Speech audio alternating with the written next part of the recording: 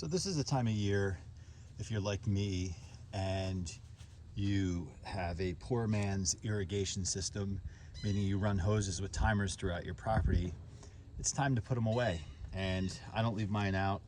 I put them away, wind them up in the basement, and store them for the winter to protect the hoses, the sprinklers, and just get them out of the way. One of the tricks, I'm going to show you two tricks, or talk about one and show you the second. The one is, typically with the sprinklers I use, they can rotate 360 degrees, and then you can adjust them. So whatever that, I guess, area you need to cover.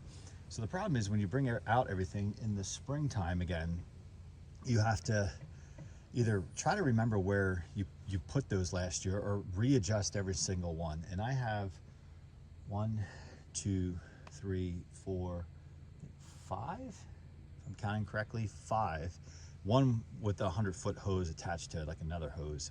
And I have, if you check out one of the videos I did earlier this season, or early in the season, where I talk about my setup, you can see what I'm talking about.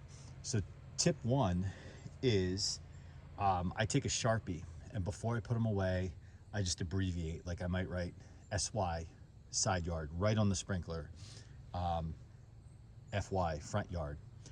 Not all my sprinklers are identical, but for the ones that are, it makes setting back up a cinch. Then when I store them in the basement, because when I put them out in the spring, I kind of do it in a phased approach. I do the main areas first, kind of like piecemeal over the course of a couple weeks, because not everywhere needs to be watered just then in May, at least up here in the Northeast. So I start the main front area, back area, and then the side yards. So I put them away that way. So when I go to reach for them in the spring, I grab the one on top, which is the one for the front yard. I put them away in reverse order, and I wind the hose in reverse order, so they're pretty much ready to go. So that's my first tip. Second tip is trial and error. I've been doing this a long time, and I'm a strong guy, but winding up these hoses and keeping them fairly neat gets tiring on your body, right? So a cheat I picked up on, especially a 100-foot hose, wind it up into a wheelbarrow, and it kind of forces it. Some of my hose, because they're heavy duty, they have a mind of their own, and you kind of, the wheelbarrow kind of helps them keep their shape. So I'll show you with this one hose. This is a 100-footer. This one's not difficult to work with. It's actually fairly light for as long as it is, but it gets cumbersome when it gets really long. So all we do is in reverse order, we put it in. So this one also does not have a sprinkler at the end of it, because it attaches to another hose with the sprinkler on it.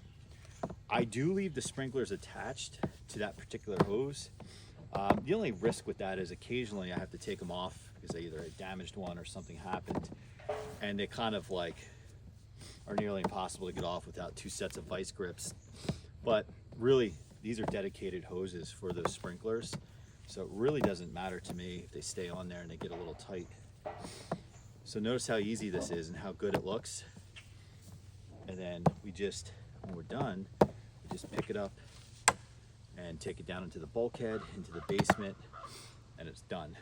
One step I did already is I have a driveway with a slight slope. Typically, when I know I'm going to bring them in, I just like run them straight down the driveway. So any loose water, free water in there will run out, hopefully, so I'm not spritzing on the floor in the basement or wherever else. So those are my 2 tips.